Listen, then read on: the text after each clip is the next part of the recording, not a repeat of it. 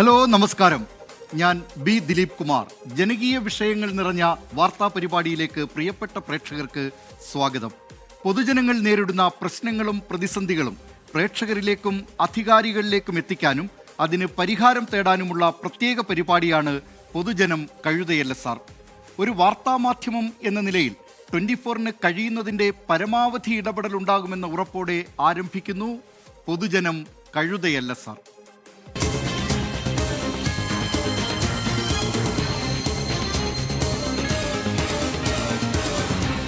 പൊതുജനം കഴുതയല്ല സാർ.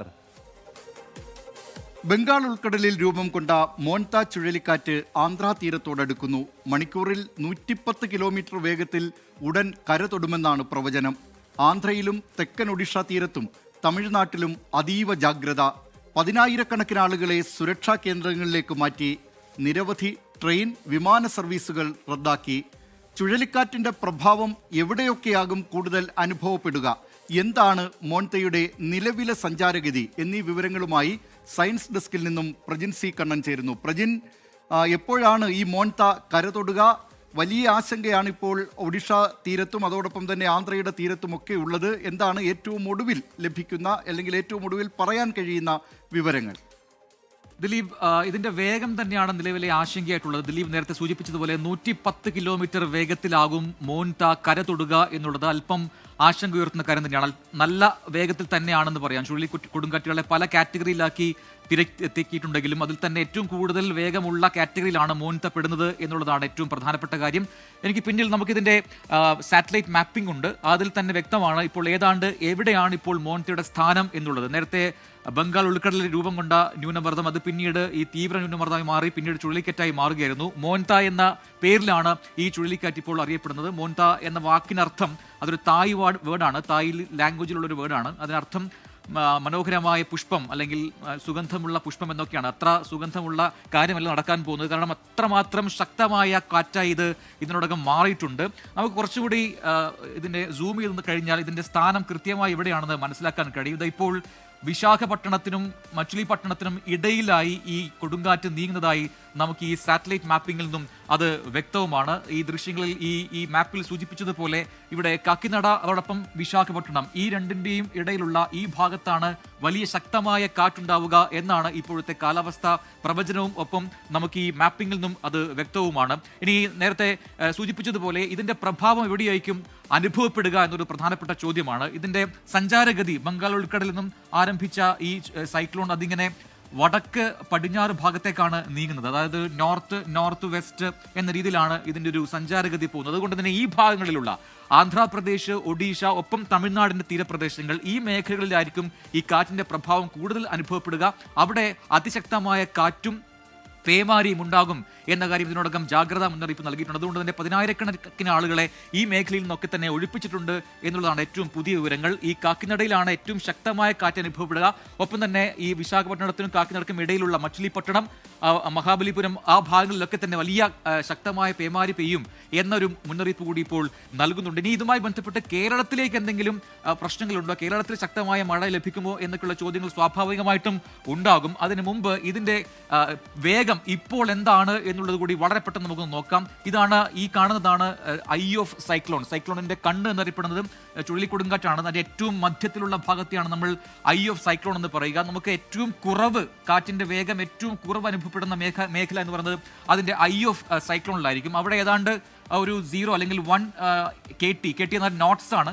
നമ്മുടെ കാറ്റിൻ്റെ ഒക്കെ വേഗം നോട്ട്സിലാണ്, നോട്ടിക്കൽ മൈലാണ് പറയുക. ഇപ്പോൾ ഒരു 5 KT ഒക്കെ ആണെങ്കിൽ ഏതാണ്ടൊരു 10 കിലോമീറ്ററിനടുത്ത് വേഗം ഉണ്ടാവുമെന്ന് പറയാം. പക്ഷേ ഇതിൻ്റെ ഔട്ടർ റീജിയനിലേക്ക് വരുമ്പോഴും ഇതിൻ്റെ വേഗം കൂടി വരുന്നത് കാണാം. അതായത് ഇപ്പോൾ ഈ പിങ്ക് നിറത്തിൽ അല്ലെങ്കിൽ ഈ റെഡ് നിറത്തിൽ മാർക്ക് ചെയ്തിരിക്കുന്ന ഈ മേഖലയൊക്കെ അതിശക്തമായ വേഗത്തിൽ കാറ്റ് വീശിക്കൊണ്ടിരിക്കുകയാണ്. 30 knots എന്നൊക്കെ പറയുകയാണെങ്കിൽ ഏതാണ്ട് ഒരു 60 കിലോമീറ്ററിന് മുകളിൽ കാറ്റ് വീശുന്നൊരു ഭാഗമാണത്. അതുപോലെ തന്നെ ഇതിൻ്റെ കരഭാഗങ്ങളിലേക്ക് വന്നാൽ അതേപോലെ ഈ വിശാഖപട്ടണത്തൊക്കെ നല്ല ശക്തമായ കാറ്റ് ഇപ്പോൾ തന്നെ വീശി തുടങ്ങിയിട്ടുണ്ട്. നമുക്ക് പറയാവുന്ന ഒരു പ്രധാനപ്പെട്ട കാര്യം, ഇതിനോടകം മോൺതയുടെ ഒരു ഭാഗം കരയിലേക്ക് ഏതാണ്ട് പ്രവേശിച്ചു കഴിഞ്ഞു. അതുകൊണ്ട് തന്നെ ഈ ബീച്ചുകളിലൊക്കെ തന്നെ അവിടെ നിന്ന് ആളുകൾ ഒഴിപ്പിച്ചിട്ടുണ്ട്. ശക്തമായ രീതിയിൽ കാറ്റുണ്ട്. തിരമാലയ്ക്ക് ഏതാണ്ട് 1 മീറ്റർ ഉയരം വന്നിട്ടുണ്ട് എന്നൊക്കെയാണ് പുതിയ റിപ്പോർട്ടുകൾ. അതുകൊണ്ട് തന്നെ പൂർണ്ണമായും കര തൊടുക ഏതാണ്ട് 1 മണിക്കൂർ കൂടി സമയമെടുക്കും. ഇപ്പോൾ തന്നെ ഈ മോൺതയുടെ പ്രഭാവം അത് അനുഭവപ്പെട്ടിട്ടുണ്ട്. ഇനി കേരളത്തിലേക്ക് വന്നുകഴിഞ്ഞാൽ സ്വാഭാവികമായിട്ടും ബംഗാൾ ഉൾക്കടലിൽ എന്ത് തരത്തിലുള്ള ന്യൂനമർദ്ദവും ചുഴലിക്കൊടുങ്കാറ്റും ഉണ്ടായാൽ സ്വാഭാവികമായിട്ടും കേരളത്തിലും ശക്തമായ മഴയുണ്ടാകും. നമുക്കറിയാം കാറ്റ് വീശുന്നത് ഈ ഭാഗത്തേക്കാണ്, അതായത്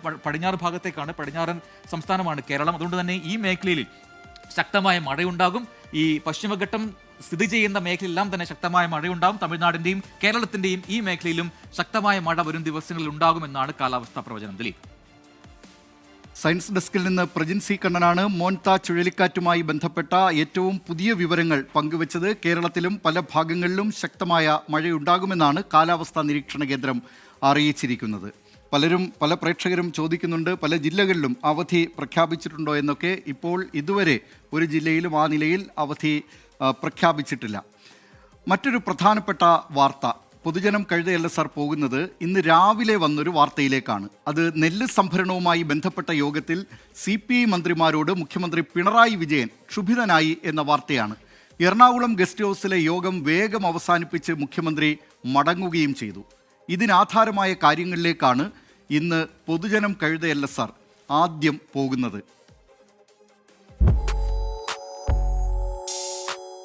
നെല്ല് സംഭരണത്തെക്കുറിച്ച് ചർച്ച ചെയ്യാൻ എറണാകുളം ഗസ്റ്റ് ഹൌസിലെ ശീതീകരിച്ച മുറിയിൽ മുഖ്യമന്ത്രിയും മന്ത്രിമാരും ഉന്നതോദ്യോഗസ്ഥരും ഒന്നിച്ചിരുന്നപ്പോൾ അവിടെ നിന്ന് 119 കിലോമീറ്റർ അകലെ പാലക്കാട് ജില്ലയിലെ കുഴൽമന്ദം കുളവൻപാടത്ത് നെൽകർഷകർ ചേറിൽ ചവിട്ടി നിൽപ്പായിരുന്നു. ഒന്നാം വിളക്കൊയ്ത്ത് അവസാനിക്കാറായിട്ടും നെല്ല് സംഭരണം ആരംഭിക്കാത്ത സർക്കാർ സപ്ലൈകോ നിലപാടുകൾക്കെതിരെയായിരുന്നു ചേറിൽ ചവിട്ടിയുള്ള പ്രതിഷേധ സമരം. കഴിഞ്ഞ രണ്ടാം വിളക്കാലത്ത് കേന്ദ്രത്തെ കുറ്റപ്പെടുത്തി സംഭരണ വില 6 മാസത്തോളം സംസ്ഥാന സർക്കാർ വൈകിപ്പിച്ചെന്ന് കർഷകർ പറയുന്നു. ഇത്തവണ മില്ലുകളെ പഴിചാരിയാണ് സംഭരണം വൈകിപ്പിക്കുന്നത്. ഈ തവണ ഓരോ തവണയും ഓരോ പ്രയാസം സഹിച്ചിട്ടാണ് കൃഷിക്കാർ വിളവിറക്കുന്നത്. ആ വിളവ് സമയബന്ധിതമായിട്ട് നെല്ല് സംഭരിക്കാനും സംഭരണ വില നൽകാനും ഗവൺമെൻറ് തയ്യാറാവണം. ഗവൺമെൻറ്റിന് യാതൊരു ഉത്തരവാദിത്വം ഇല്ലാതെ കൃഷിക്കാർ എന്ന് ഒരു പറയുന്ന വിഭാഗത്തിനെ തന്നെ ഒഴിവാക്കുന്ന ഒരു സമീപനമാണ് ഈ ഗവൺമെൻറ് കഴിഞ്ഞ 10 വർഷമായിട്ട് നടത്തിക്കൊണ്ടിരിക്കുന്നത്. പുതിയ സീസണിലെ നെല്ല് വിളവെടുപ്പ് തുടങ്ങിയിട്ടും സംഭരണത്തിൽ ഇതുവരെയും തീരുമാനമായിട്ടില്ല. കൊയ്ത്തു കഴിഞ്ഞ നെല്ലിൽ കുട്ടനാടൻ പാടശേഖരങ്ങളിൽ നിന്ന് സംഭരിച്ചത് കുറച്ചു മാത്രം. വടക്കൻ ജില്ലകളിൽ 80% കൊയ്ത്തു കഴിഞ്ഞു. ശേഷിക്കുന്നവ പലയിടങ്ങളിലും പാടത്ത് കിടപ്പാണ്. കുട്ടനാടൻ മേഖലയിൽ പലയിടങ്ങളിലും കൊയ്ത നെല്ല് പാടത്ത് കൂട്ടിയിട്ടിരിക്കുകയാണ്. മഴക്കാലം കർഷകർക്ക് പേടി സ്വപ്നത്തിൻ്റെതാണ്. കൊയ്ത് കൂട്ടിയിട്ട നെല്ലിൽ ഈർപ്പം കൂടും. ഈർപ്പം കൂടിയാൽ നെല്ലിന് വില കുറയും. പലയിടത്തും നെല്ല് കുമിഞ്ഞുകൂടിയിട്ടുണ്ട്. മാസങ്ങളുടെ അധ്വാനം കൺമുന്നിൽ നശിക്കുന്ന വേദനയിലാണ് കർഷകർ. ഈ കൃഷിക്കാര് കൊയ്തെടുത്ത നെല്ല് വീട്ടിൽ കൊണ്ടുവന്ന് വെച്ചാൽ അത് വീണ്ടും മഴയത്ത് പെയ്താൽ അത് നനഞ്ഞ് പിന്നെ മുളയ്ക്കാവുന്ന പരുവത്തിലായ വീണ്ടും ഉണക്കണം. അല്ലെങ്കിൽ അവർ മില്ലുകാർ അതിൻ്റെ പെർസെൻറ്റേജ് പിന്നെ ചുരുക്കും. അതും കർഷകന് ബാധ്യതയായിട്ട് വരുന്ന ഒരു സാഹചര്യമാണ് ഇപ്പോൾ നിലവിലുള്ളത്. ഇനി നമുക്ക് എറണാകുളം ഗസ്റ്റ് ഹൌസിലെ യോഗത്തിലേക്ക് വരാം. നെല്ല് സംഭരണവുമായി ബന്ധപ്പെട്ട് പ്രതിസന്ധി പരിഹരിക്കാൻ മുഖ്യമന്ത്രി മുൻകൈയെടുത്താണ് യോഗം വിളിച്ചത്. ധനമന്ത്രി KN ബാലഗോപാൽ, ഭക്ഷ്യമന്ത്രി GR അനിൽ, വൈദ്യുത മന്ത്രി K കൃഷ്ണൻകുട്ടി, കൃഷിമന്ത്രി P പ്രസാദ് എന്നിവരാണ് മുഖ്യമന്ത്രിയുടെ യോഗത്തിൽ പങ്കെടുത്തത്. കൃഷി, ഭക്ഷ്യ, ധനവകുപ്പ് ഡയറക്ടർമാർ, സപ്ലൈകോ MD, പാഡി മാനേജർ എന്നിവരും പങ്കെടുത്തു. യോഗം തുടങ്ങിയപ്പോൾ തന്നെ മില്ലുടമകളെ ക്ഷണിച്ചില്ലേ എന്ന് മുഖ്യമന്ത്രി ചോദിച്ചു. ക്ഷണിച്ചില്ലെന്നും യോഗ തീരുമാനം മില്ലുടമകളെ അറിയിക്കാമെന്നും മന്ത്രി GR അനിൽ പറഞ്ഞെങ്കിലും മുഖ്യമന്ത്രി തൃപ്തനായില്ല. മില്ലുടമകളുമായി കൂടിയാലോചനയില്ലാതെ എങ്ങനെ പ്രശ്നപരിഹാരമാകുമെന്ന് മുഖ്യമന്ത്രി ക്ഷുഭിതനായി ചോദിച്ചു. അതോടെ യോഗവും തീർന്നു.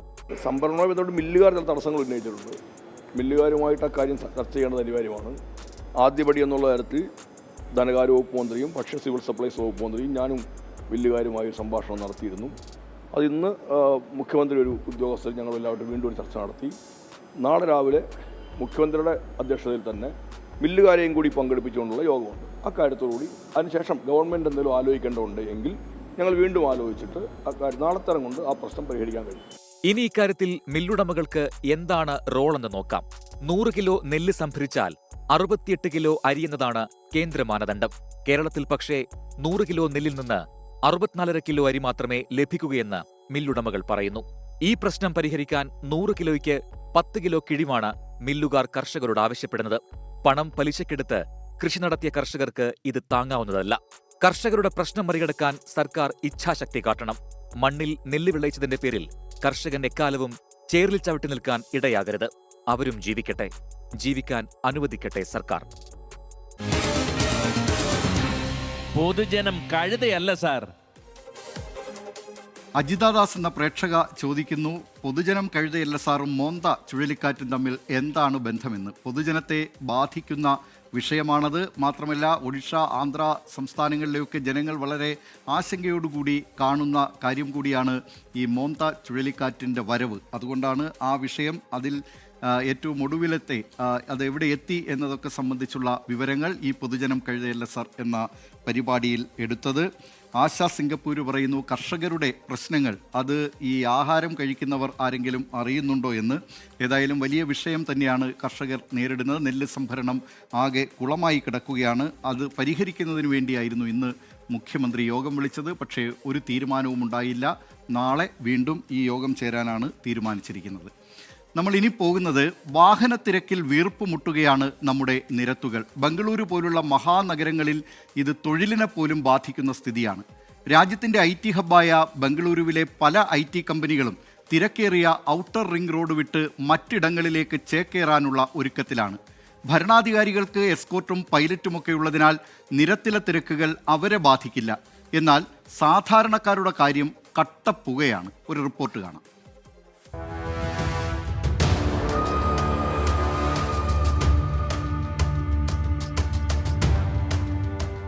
ബ്ലാക്ക് ബെക്ക് എന്ന IT കമ്പനി മേധാവി രാജേഷ് ഷേബാജി സെപ്റ്റംബർ 16 എക്സിൽ പങ്കുവച്ച പോസ്റ്റാണ് നഗരത്തിലെ ഗതാഗത കുരുക്ക് വീണ്ടും ചർച്ചയാക്കിയത്.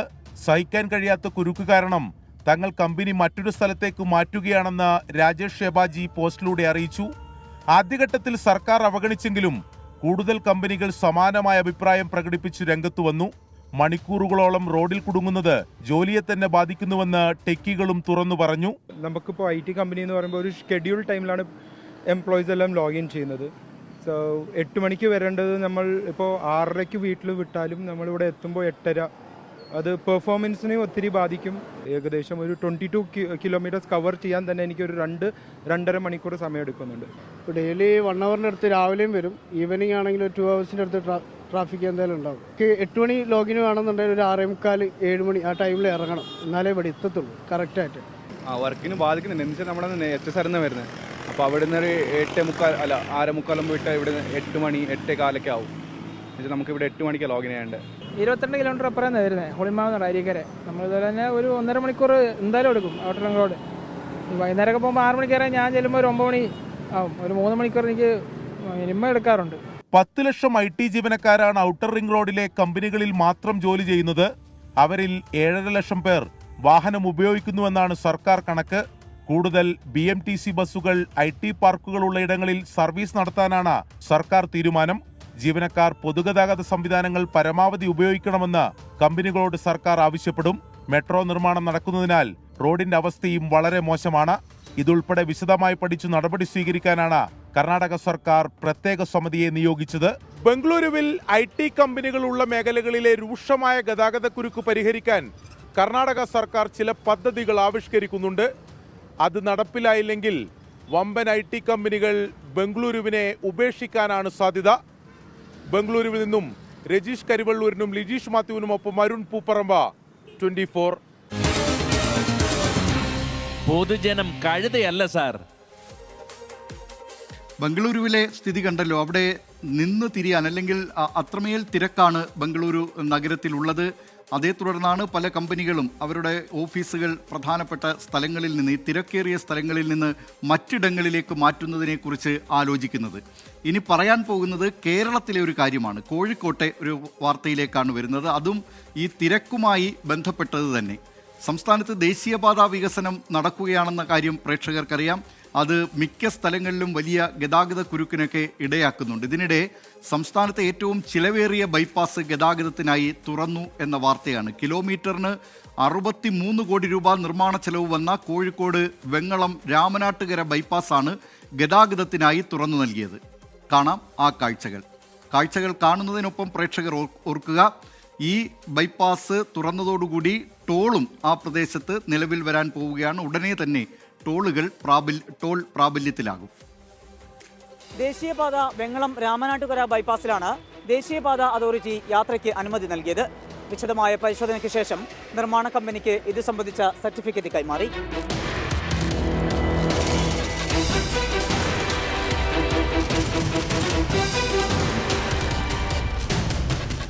ദേശീയപാത authority of India project officer, സ്വതന്ത്ര എഞ്ചിനീയർ, തിരുവനന്തപുരത്തെ മേഖലാ ഓഫീസർ എന്നിവരുടെ പരിശോധനയ്ക്ക് ശേഷമാണ് നിർമ്മാണ കമ്പനിയായ ഹൈദരാബാദ് KMC കൺസ്ട്രക്ഷൻസിന് നിർമ്മാണം സംബന്ധിച്ച് ദേശീയപാത അതോറിറ്റി സർട്ടിഫിക്കറ്റ് കൈമാറിയത്.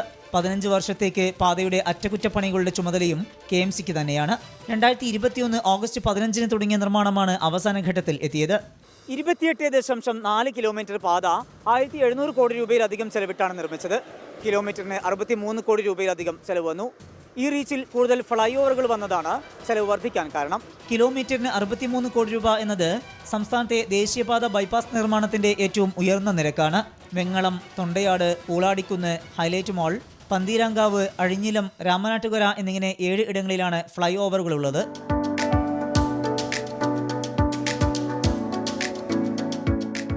ടോൾ പ്ലാസയും കൺട്രോൾ റൂമുമെല്ലാം സജ്ജമാണ്. ടോൾ പ്ലാസയിൽ 5 ലൈനുകളായാണ് ക്രമീകരിച്ചിരിക്കുന്നത്. ആദ്യത്തെ 1-2 ലൈനുകളിലൂടെ കാറുകളും 3-4 ലൈനുകളിലൂടെ ബസ്സുകളുമാണ് കടന്നുപോകുക. അതിലും വലിയ വാഹനങ്ങൾ വരുമ്പോൾ അവർക്ക് കടന്നുപോകാൻ 5ാമത്തെ ലൈനാണ് ക്രമീകരിച്ചിരിക്കുന്നത്. കൂടാതെ ഇരുചക്ര വാഹനങ്ങൾക്കും ഓട്ടോറിക്ഷകൾക്കും കടന്നു പോകാനുമായി പ്രത്യേക സംവിധാനവും ഒരുക്കിയിട്ടുണ്ട്. പാതയിലെ ടോൾ പിരിവ് 2 ആഴ്ചക്കകം തുടങ്ങും. നിരക്ക് ദേശീയപാത അതോറിറ്റി അംഗീകരിച്ച് വിജ്ഞാപനം ചെയ്താൽ ഉടൻ പിരിവ് ആരംഭിക്കും. ടോൾ സ്റ്റാർട്ട് ചെയ്യാൻ പറ്റുന്ന മിക്കവാറും 2 ആഴ്ചൻ്റെ ഉള്ളിൽ തുടങ്ങാനുള്ള സാധ്യതയുണ്ട്. എന്നുവെച്ചാൽ റിപ്പോർട്ടൊക്കെ റെഡി ആയി കഴിഞ്ഞു. ഇപ്പോൾ ഏറ്റവും കൂടുതൽ മിഷനറിയിലാണ് നമ്മുടെ വർക്ക് കൂടുതൽ വരുന്നത്. പിന്നെ ലേബേഴ്സ് അതിന് കൂടി ഹെൽപ്പിംഗ് കാര്യങ്ങളൊക്കെ, കോൺക്രീറ്റ് എല്ലാ കാര്യങ്ങളും, ടാറിങ് എല്ലാം മിഷനറി അല്ലേ. പെട്ടെന്ന് ചെയ്യാൻ പറ്റുന്ന കാര്യങ്ങളാണൊക്കെ. നേരത്തെയുണ്ടായിരുന്ന ബൈപ്പാസിന്റെ ഭാഗമായുള്ള 4 പാലങ്ങൾക്കും വീതി കുറവായതിനാൽ അവയുടെ വീതി കൂട്ടുന്ന പ്രവൃത്തിയും നടക്കുന്നുണ്ട്. കോരപ്പുഴ, പുറക്കാട്ടിരി, മാമ്പുഴ, അറപ്പുഴ പാലങ്ങളാണ് ഈ പാതയിലുള്ളത്. 15.2 മീറ്ററാണ് പുതിയതായി നിർമ്മിക്കുന്ന പാലങ്ങൾക്കുള്ളത്.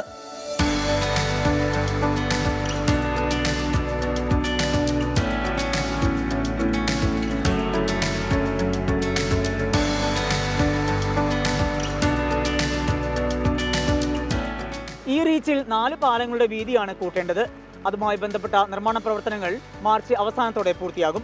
കോഴിക്കോട് നിന്ന് അനൂപിനൊപ്പം സമീർ സി മുഹമ്മദ്, 24. പൊതുജനം കഴുതയല്ല സാർ. നല്ല റോഡുകൾ വരട്ടെ, നാട്ടുകാരുടെ സഞ്ചാരം സുഗമമാവട്ടെ. വയലാണോ കുളമാണോ എന്നറിയാത്ത ഒരു കുളം, അതും തിരുവനന്തപുരം നഗരസഭയിൽ. ഈ പുല്ല് വളർന്ന സ്ഥലമാണ് പെട്ടെന്ന് ഉദ്ഘാടനത്തിന് തട്ടിക്കൂട്ടാനായി കോർപ്പറേഷൻ തീരുമാനിച്ചത്. ഇത് ആരുടെ കണ്ണിൽ പൊടിയിടാനാണ് എന്ന ചോദ്യം പ്രസക്തമാകുന്നു. തദ്ദേശ തെരഞ്ഞെടുപ്പ് അടുത്തു വരുമ്പോൾ ഇങ്ങനെ എന്തെല്ലാം നാടകം ജനങ്ങൾ കാണേണ്ടതുണ്ട്. ഇതൊക്കെ കാണുമ്പോഴാണ് അധികാരികളോട് പൊതുജനം പറയുന്നത്, പൊതുജനം കഴുതയല്ല സാറെന്ന്. ഇനി നമുക്ക് ഈ നാട്ടുകാരുടെ ചില പ്രതികരണങ്ങളിലേക്ക് പോകാം. മുമ്പ് കൃഷി ആവശ്യങ്ങൾക്ക് കുളിക്കാനും അലക്കാനുമൊക്കെ ഉപയോഗിച്ചിരുന്ന കുളമാണ് കോർപ്പറേഷന്റെ അനാസ്ഥയിൽ നശിച്ചതെന്ന് നാട്ടുകാർ പറയുന്നു. 1.5 ഏക്കർ ഉണ്ടായിരുന്ന കുളത്തിന്റെ വിസ്തൃതി കുറഞ്ഞതായും നാട്ടുകാർ ആരോപിക്കുന്നു. അവരുടെ പ്രതികരണങ്ങളിലേക്ക്. പണ്ടുള്ള കാലം ഇവിടെയുള്ള ആൾക്കാർ കംപ്ലീറ്റ് കുടിച്ചുകൊണ്ടിരുന്ന കുളമാണ്. നല്ല ശുദ്ധമായ ഇവിടുന്ന് ഒരു ഓടയിൽ പോയി അപ്പോഴത്തെ ആറ്റിൽ പോകുമായിരുന്നു. നല്ലൊരു ഓട ഉണ്ടായിരുന്നു. അതൊക്കെ കണ്ണീര് പോലത്തെ വെള്ളമാണ് ഒഴുകിക്കൊണ്ടിരുന്നത്. അതെല്ലാം കെട്ടി അടച്ചാണ് ഇവർ ഇതിനെ ഇത്രയും വൃത്തിയാക്കി വെച്ചത്. ഇവിടെ കുഞ്ഞുങ്ങളും ചെറിയ കോളനിയൊക്കെയാണ്, കുഞ്ഞുങ്ങളും വയസ്സന്മാരൊക്കെയാണ് താമസം. അവിടെയാണ് ഇതുകൊണ്ടിട്ട് പറ്റിക്കുന്നത്. എന്തിനാണ് വോട്ട് ബാങ്കിന് വേണ്ടി? ഇത് ഒരു കാരണവശാലും നമ്മൾ സമ്മതിക്കില്ല. എന്ത് വന്നാലും നമ്മൾ തടുക്കും. അഴിമതിയുടെ വെറും കരിഞ്ചോലയായിട്ടുള്ള അഴിമതിയാണ് ഈ കുളത്തിൽ നവീകരണത്തിൽ ഇവർ ചെലവാക്കിയിരിക്കുന്നത്. തുടർ അന്വേഷണം കൃത്യമായി നടത്തിയിരിക്കണം. കോർപ്പറേഷനിൽ ഇതര സംഘടനകൾ ഇന്നും പ്രക്ഷോഭ പരിപാടികളുമായി മുന്നോട്ട് പോവുകയാണ്. നീന്തൽക്കുളം എന്ന് പറഞ്ഞത് കെട്ടിയേക്കാണ്. എത്രയോ കോടിക്കണക്കിന് ഇതിനു വേണ്ടി ഇൻവെസ്റ്റ് ചെയ്തേക്കുവാണ്. അപ്പോൾ നമ്മളിവിടെ ഉള്ള പിള്ളേർക്കൊക്കെ നീന്താൻ പറ്റുമായിരുന്നെങ്കിൽ അതിനനുസരിച്ച് ഒരിതായനെ. എല്ലാ പിള്ളേർക്കും സ്വിമ്മിംഗ് ഒക്കെ പഠിച്ച് ഫുള്ള് നീന്തി ഒന്ന് എൻജോയ് ചെയ്ത് പിന്നെ വൈകിട്ടാകുമ്പോഴത്തേന് വയസ്സായവർക്കോ ആർക്കെങ്കിലും വന്നിങ്ങനെ നടക്കുകയോ ഈവനിങ് ഒക്കെ ഒന്ന് ആസ്വദിക്കായിരുന്നു. പല പ്രേക്ഷകരും ചോദിക്കുന്നുണ്ട് നാളെ അവധിയുണ്ടോ എന്നൊക്കെ. പല ജില്ലകളിലെ ഈ പ്രേക്ഷകർ ഈ ജില്ലയിൽ ഒരു നിശ്ചിത ജില്ലകളിലൊക്കെ അവധിയുണ്ടോ എന്ന് ചോദിക്കുന്നുണ്ട്. പക്ഷേ പ്രേക്ഷകരോട് പറയാനുള്ളത് ഇതുവരെ ഈ മഴയുമായി ബന്ധപ്പെട്ടൊന്നും അവധി പ്രഖ്യാപിച്ചിട്ടില്ല. നാളെ UDFിൻ്റെ വിദ്യാർത്ഥി സംഘടനകൾ നാളെ വിദ്യാഭ്യാസ ബന്ദിന് ആഹ്വാനം ചെയ്തിട്ടുണ്ട്. PM ശ്രീ പദ്ധതിയിൽ ഒപ്പിട്ട സംസ്ഥാന സർക്കാർ നടപടിക്കെതിരായി സമ്പൂർണ്ണ വിദ്യാഭ്യാസ ബന്ദിനാണ് UDSF ആഹ്വാനം ചെയ്തിട്ടുള്ളത്. അല്ല, ഔദ്യോഗികമായി അവധി അറിയിപ്പുകളൊന്നും വന്നിട്ടില്ല. പൊതുജനം കഴുതയല്ല സാറിലെ മറ്റ് വിശേഷങ്ങളിലേക്ക്. വന്യമൃഗശല്യമില്ലാതെ വയനാട് കർണാടക അന്തർ സംസ്ഥാന പാത സാധ്യമാകുമോ? 1.5 കിലോമീറ്റർ മേൽപ്പാലം വന്നാൽ വന്യമൃഗശല്യമില്ലാതെ ഇത്തരം യാത്ര സാധ്യമാകും. നോർത്ത് വയനാട് ഡിവിഷന് കീഴിലുള്ള വനത്തിലൂടെ കടന്നുപോകുന്ന അപ്പപ്പാറ പനവല്ലി പാതയിലാണ് മേൽപ്പാലം വേണമെന്ന ആവശ്യം ശക്തമാകുന്നത്. അപ്പപ്പാറ മുതൽ പനവല്ലി വരെ 1.5 കിലോമീറ്ററാണ് വനപാത. തീരെ വീതിയില്ലാത്ത പാതയാണ്. ഇവിടെ ഒരു മേൽപ്പാലം വേണമെന്ന ആവശ്യത്തിന് വർഷങ്ങളുടെ പഴക്കമുണ്ട്. ഈ മേൽപ്പാലം വനത്തിന് മുകളിലൂടെ സാധ്യമായാൽ ഗുണം പലതാണ്. രാത്രിയിൽ വയനാട്ടിൽ നിന്ന് കർണാടകയിലേക്ക് പോകാൻ വനയാത്രാ നിരോധനം ഇല്ലാത്ത ഏക പാതയാണ് തോൽപ്പെട്ടിയിൽ നിന്ന് കുട്ടയിലേക്കുള്ളത്. കേരളത്തിന്റെ പരിധിയിൽ 8 കിലോമീറ്റർ വനത്തിലൂടെ കടന്നു വേണം കുട്ടയിലെത്താൻ. രാത്രിയിൽ മൈസൂരുവിലേക്കും ബാംഗ്ലൂരുവിലേക്കും ഈ വഴി മാത്രമാണ് ആശ്രയം. ആനയും കാട്ടുപോത്തും കടുവയും പുലിയും അടക്കമുള്ള മൃഗങ്ങൾ വിഹരിക്കുന്ന വനപാതയാണിത്. പലപ്പോഴും വന്യജീവികൾ പ്രകോപിതരാകുന്ന അനുഭവം ഇവിടെയുണ്ട്. രാത്രിയിൽ റിസോർട്ടുകൾ നടത്തുന്ന നൈറ്റ് സഫാരിയും വന്യമൃഗങ്ങളുടെ ആക്രമണം കൂട്ടാൻ കാരണമാകുന്നു എന്നാണ് പരാതി. 1700 മീറ്റർ മാത്രം വരുന്ന പനവല്ലി അപ്പപ്പാറ വനപാതയ്ക്ക് മുകളിൽ ഒരു മേൽപ്പാലം വന്നാൽ ഈ പ്രതിസന്ധി മറികടക്കാം. ഈ 1700 മീറ്റർ വരുന്ന സ്ഥലത്ത് മേൽപ്പാലം വേണമെന്ന് ആവശ്യപ്പെടുന്നത്. ഇവർ ഫോറസ്റ്റുകാർ തടസ്സമായി നിൽക്കുന്നത് ഇത് ആനകളുടെയും മറ്റു മൃഗങ്ങളുടെയും ഒരു കോറിഡോറാണ്. ഈ 1700 മീറ്റർ ആയതുകൊണ്ട് ഇതിലെ പരിസ്ഥിതി പ്രശ്നമുള്ളതുകൊണ്ട് കൊടുക്കാൻ പാടില്ല എന്നാണ് ഡിപ്പാർട്ട്മെൻറ്റ് പറയുന്നത്. അതിനാണ് ഞങ്ങൾ ഒരു ബദൽ പ്രപ്പോസൽ പറയുന്നത്, ഇതൊരു ഫ്ലൈ ഓവർ കൊണ്ടുവരിക 1700 മീറ്റർ. അപ്പപ്പാറ പനവല്ലി പാത വീതി കൂട്ടുന്നതിൽ വനം വകുപ്പിന് എതിർപ്പുണ്ട്. മേൽപ്പാലം വന്നാൽ വനത്തിനോ വന്യജീവികൾക്കോ ഭീഷണിയില്ലാതെ സുഗമമായ യാത്ര സാധ്യമാകും. 8 മീറ്റർ റോഡാക്കുകയാണ് എന്നുണ്ടെങ്കിൽ ഇവിടെ ഹൈവേ ആയി മാറ്റാൻ വേണ്ടി കഴിയും. ഞങ്ങളുടെ ആവശ്യം ഇതാണ്. ഇതുമായി ബന്ധപ്പെട്ടുകൊണ്ട് വയനാട്ടിലെ കേരള മിനിസ്റ്റർ ഉൾപ്പെടെയുള്ള ജനപ്രതിനിധികൾക്ക് MP-ക്ക് ഒക്കെ തന്നെ കേരള മിനിസ്റ്റർക്കൊക്കെ നിവേദനം കൊടുത്തുകൊണ്ട് ആവശ്യമെങ്കിൽ കേന്ദ്രത്തിലെ വനം പരിസ്ഥിതി മന്ത്രാലയത്തെ കാണാൻ വേണ്ടി ആക്ഷൻ കമ്മിറ്റി തീരുമാനിച്ചുകൊണ്ടിരിക്കുകയാണ്. അതുമായി മുമ്പോട്ട് പോയിക്കൊണ്ട് മറ്റൊരു വിഷയം കൂടി, ഇപ്പോൾ ഈ റിസോർട്ടുകാർ രാത്രി കാലങ്ങളിൽ നൈറ്റ് സഫാരി നടത്തുന്ന മൃഗങ്ങളെ ഏറ്റവും കൂടുതൽ ദ്രോഹിക്കുന്നൊരു വിഷയമാണ്. അവരെ പ്രകോപിതരാക്കുകയാണ് ചെയ്യുന്നത്. ഇത് വരികയാണെങ്കിൽ ആ റോഡുകൾ പൂർണ്ണമായും രാത്രി ഒഴിവാക്കാൻ വേണ്ടി കഴിയും. ഇതാണ് ഞങ്ങളുടെ നിർദ്ദേശം. നാട്ടുകാരുടെ ഈ ആവശ്യത്തിന് വർഷങ്ങളുടെ പഴക്കമുണ്ടെങ്കിലും നടപടികൾ എങ്ങും എത്തുന്നില്ല എന്നാണ് വാസ്തവം.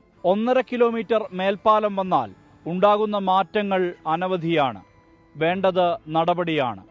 സംസ്ഥാന സർക്കാരിൻ്റെയും കേന്ദ്ര സർക്കാരിൻ്റെയും ഇടപെടലാണ്. സുർജിത് അയ്യപ്പത്ത്, 24 വയനാട്. പൊതുജനം കഴുതയല്ല സാർ. ലോകത്തെവിടെയായാലും ഏത് സമയത്തും 24 വാർത്തകളും ഓഗ്മെന്റഡ് റിയാലിറ്റി പാക്കേജുകളും എക്സ്പ്ലെയിനറുകളും വിശദമായി കാണാൻ ഞങ്ങളുടെ യൂട്യൂബ് ചാനൽ നിങ്ങൾക്ക് സബ്സ്ക്രൈബ് ചെയ്യാം.